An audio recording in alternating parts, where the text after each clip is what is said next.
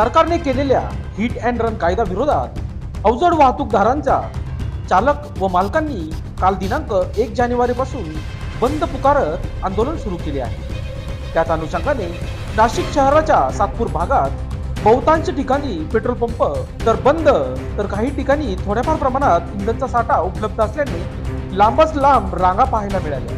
याबाबत लोकशास्त्र न्यूजने petrol pump मालकाशी संपर्क करून खुलासा केला आहे। तसेच ग्राहकाची देखील खास बातचीत केली आहे। बघूयात सविस्तर। कालपासून मालवाहू ड्रायव्हर लोकांनी जो संप पुकारलेला आहे, त्या संपामुळे आमच्या पंपापर्यंत टँकरद्वारे माल पुरवठा होऊ शकत नाही आहे। कालपासून मनमाड, मुंबई, नगर येथील सर्व ड्रायव्हर लोकांनी संप पुकारल्यामुळे डेपोतून जो माल येतो आम्हाला, तो माल